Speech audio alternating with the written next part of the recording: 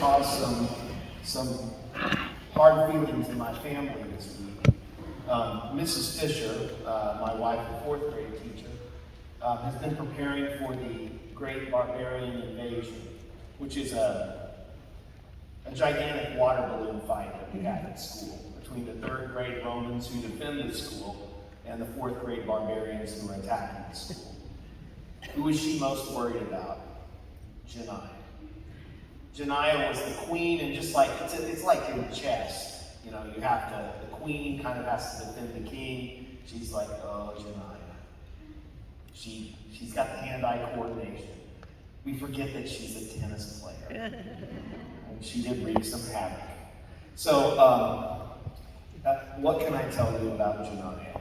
Jania is a National Merit finalist this year. I believe that means that her PSAT tests were in the top 16,000 of all the students in America.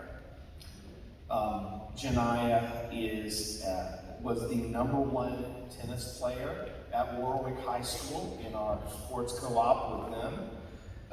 And she makes a pretty good cheeseburger. She likes things very orderly, and it will not surprise me at all if someday there is a restaurant that is at least called 4 Guys and 1 Gal. So Jania, if you would, please come and give us your valedictorian address.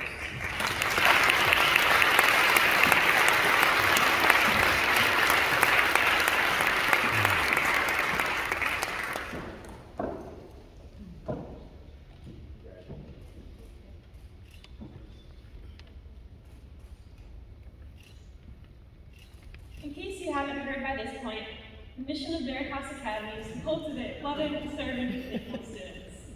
If you want to fact check me, you can consult any one of Mr. Fisher's emails from the past few years. And just as a disclaimer, in case you're getting deja vu right now, I have no idea what Kate was going to say before today. Because I've been here since kindergarten, I've been privileged enough to witness our school's mission statement firsthand.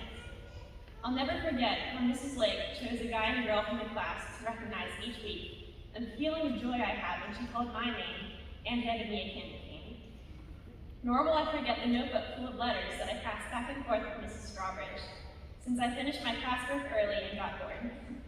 I flipped through it briefly as I was writing this, laughing at the little valentine I wrote her and smiling about how she asked me if I was nervous about my first loose tooth.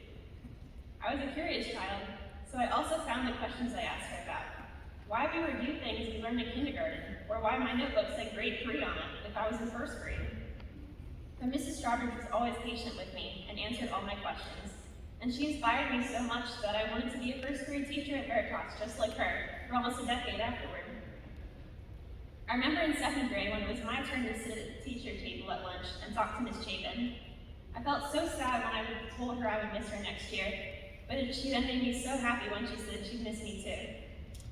I remember how Miss Walker, now Mrs. Zappatella, made grammar class fun by taking us to the magical land of Gramaria, where we had to fight enemies of sentence fragments and incorrect homophone usage. I'm thankful for the time and energy Mrs. Eric put into our class's production of Macbeth, and how much fun it was to get to play both Lady Macduff and Apparition 3. And I remember having to ask her what apparition meant. I think back to 5th grade next, and the pride I felt when Mrs. Dawson encouraged us after my class defended the colonies against the 9th grade Brits.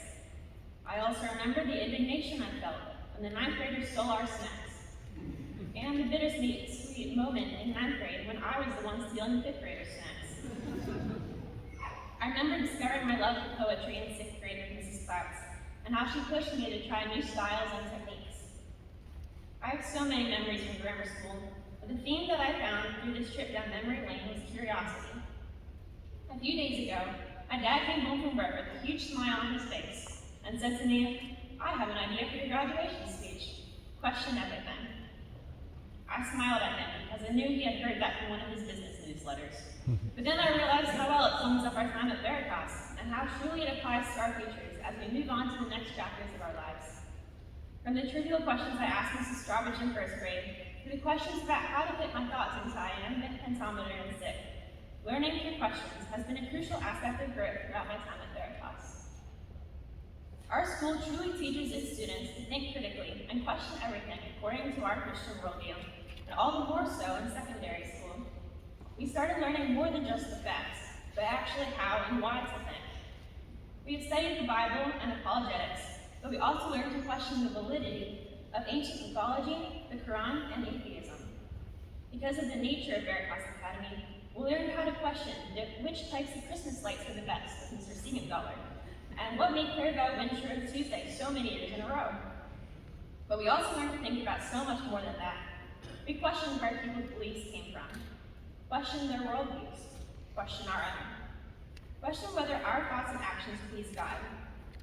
When my parents were searching for which school to send me all those years ago, the reason they chose Veritas was because Mr. Fisher told them that his goal was to equip us to battle well in our culture after we graduate. And now here we are, graduating, prepared to give a reason for the hope that we have. So we've become thinking students, but that's not all there is to Veritas' mission. After 13 years with each other and with these loving teachers, the class of 2022 has become a group of loving students. We don't always show it, but we're like a family, and we're gonna miss each other. We've grown so much as a class and as individuals, yet we are still quite unique if you compare us to most graduating classes at Veritas. In the words of one of my classmates, we all gave up about a month in, and everyone is still somehow graduating. We're laid back, unless there's a competition, in which case we have to play boys versus girls. We're sarcastic, which means there's never a dull moment. There are so many anecdotes I could share. Just yesterday, I encountered Jania running through the hallway, throwing candy hearts at people, and screaming heart attack. We call out Lily for being the resident weeper in every chance we get, and we blame Sarah for everything. No, literally everything. If a bee flies in the window during class, or it doesn't snow enough to cancel school for the day, it will be Sarah's fault.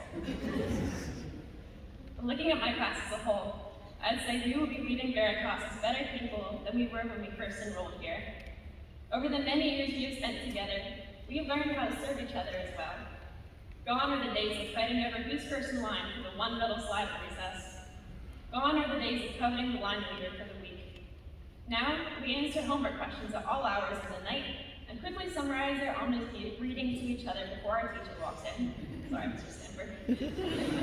We have become a strange family, and we've had to learn to love and serve each other along the way. On behalf of this year's seniors, I want to thank all of our teachers, mentors, and friends for the support you've shown us over the years. I also want to thank just a few of the smiling faces I always look forward to seeing in the hallways, namely Mr. Urban, Mrs. Spanger, Mr. Daughtry, and Mrs. Lehman. Your small greetings everyone has noticed. And of course, I have to thank the two people who made the decision to send me to Veritas in the first place. My dad has always pushed me to be the best at everything I set my mind to, and I owe my competitive nature to him. He taught me to persevere with a smile on my face, because as he always tells me, if our God is for us, who can be against us? My mom is the most caring and empathetic person I know. I'm totally not biased or anything, but she's insanely brilliant and creative and wise. She has always encouraged me to be well-balanced and spend my time first on God, then school, then on something active and something artistic or musical. Thank you for all the hearts and hearts and the late nights you spent reading my papers with me. I've also got to thank my little brother for always motivating me to be the best sister I can be, and always asking me to spend time with him even when I'm not. Thanks for putting up with me for being late to everything, because I stay up too late doing homework. For making me laugh when I don't feel like laughing, and for being my silent supporter through everything. But as the proverb says, it takes a village to raise a child. So thank you again to the whole Veritas community for seeing the class of 2022 to the finish line. As our time as Veritas students come to an end, my hope is that we become loving, serving, thinking citizens and children of the King.